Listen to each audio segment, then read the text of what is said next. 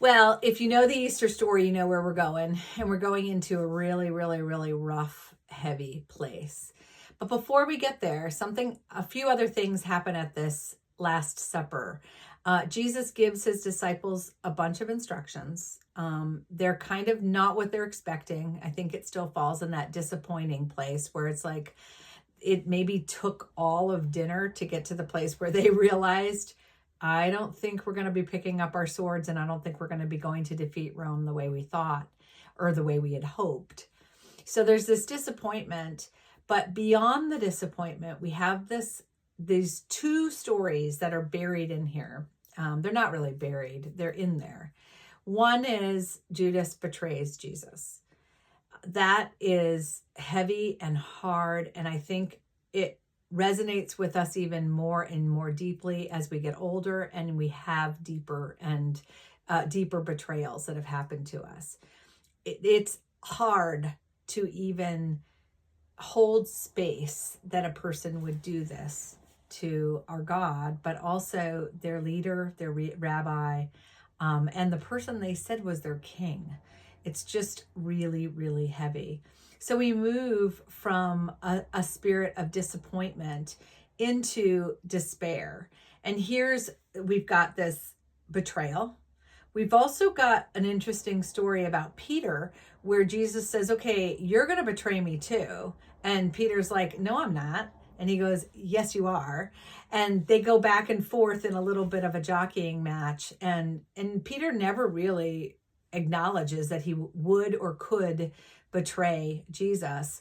And we'll see later in that third rooster crow when he is like, oh my gosh, this is what I did. I love the Peter story for this reason for myself, is that when I am determined and I'm headlong into something, it's very, very hard for me to stop. And it's really hard for me to allow God to minister to me in the moment. And for Peter, he's like, no, I don't know him. I don't know him. I don't know him. Oh my gosh, what did I say? And so I think for both Peter and for Judas, maybe even quicker than the other disciples, they move from that disappointment into despair. There's a bit of recognition within the story that Jesus is arrested in the garden. He is then taken and flogged.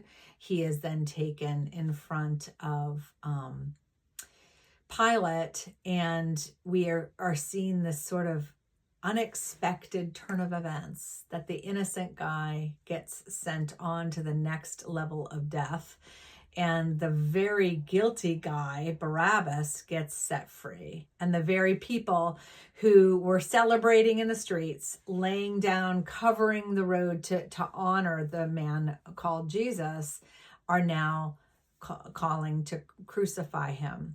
And so I think the disappointment actually has grown, and the disappointment is still very much there, but it's got to get to a point as they approach the idea of him being crucified, to a place of despair. It's like, oh my gosh, this isn't coming back. Oh my gosh, none of this is going to end up the way I thought. So today, I'd like to ask us from there, as we're doing our emotional accounting from that perspective, when have you had the place of despair in your life? Are you in it right now? What does that look like? What does it look like to hold space for despair? It's a very uncomfortable emotion. It's beyond comprehension sometimes. It's like such a low place in our journey where we're like, I don't really know what I'm going to do with this. And then how do we move out of it?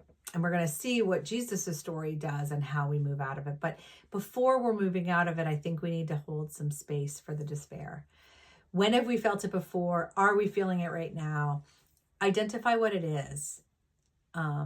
That in and of itself is a humbling and often very conflictual place to be.